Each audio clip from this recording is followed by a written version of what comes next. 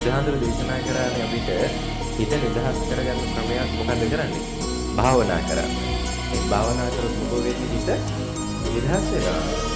දැන් හිතන්න නැත්තට උන ලොකු ප්‍රශ්න ගොඩක් අස්සේ ජීවිතේ එක සැරයක් හරි ඔය ගොඩාක් ප්‍රශ්න තියෙන වෙලාවක පැත්තකට ගිහින් එරෙහිව උදාගෙන හොඳ කෙනෙක් කරගෙන අතක් අපි තියාගෙන භාවනා කරලා තියෙනවා.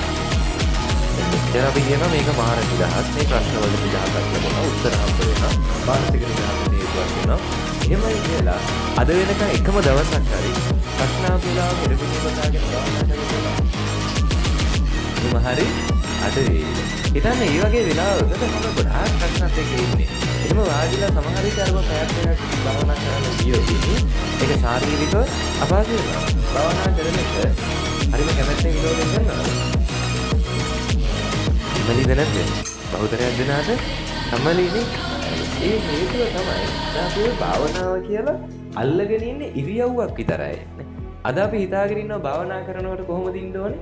එරමණිය ගතාගෙන නේ. අත් දෙක තියෙන්න ඕනේ. අතක් උඩින් අතක් නේ. ඇස් දෙක පියාගෙන ඉන්න ඕනේ. හුස්ම උඩට පල්ලෙහාට යන්න ඕනේ නේ. ඒක ගැන හිතන්න ඕනේ. අපි හිතනවා ඒකයි භාවනාව කියලා. නෑ ඒක බාහිර වර පෙනෙන ස්වરૂපයක් විතරයි. භාවනාව කියන්නේ මොකද්ද? එක අරමුණක හිත තියාගන්න එක. ගෙදර උයන ගමන් භාවනා කරන්න බැරිද? පුළුවන් නේ. ඔයත් ඔය ගෙදර උයන ගමන් හිතන්න දැන් ලුණු ගෙඩියක් කපනවා.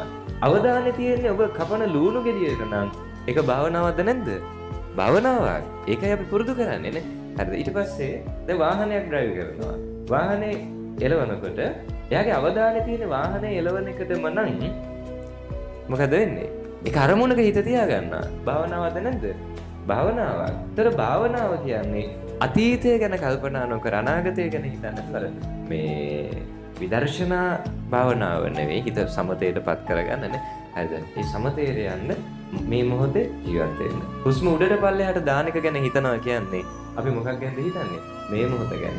ඒ නිසා ඔබේ ප්‍රශ්න දරා ගන්න බැරි විදිහට මානසික ප්‍රශ්නෙද්දී, දරා ගන්න බැරි විදිහට හිතේ ප්‍රශ්න පිට ප්‍රශ්නෙද්දී ඒ වෙලාවට කරන්න හොඳ හුස්මක් ගන්න. හරිද?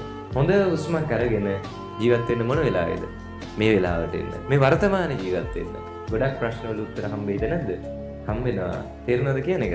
එහෙනම් මේ ගෙවෙන වෙලාව මේ බණ ටිකට අවධානය යොමු කරන්න. මේ ධර්ම දේශනාව ශ්‍රවණය කරන්න. මේ ටික අහද්දී මේක කිසි කෙනෙක්ට බේද නැහැ. දරුවෝද, වැඩිහිටියෝද, තරුණ අයද බේද නැහැ.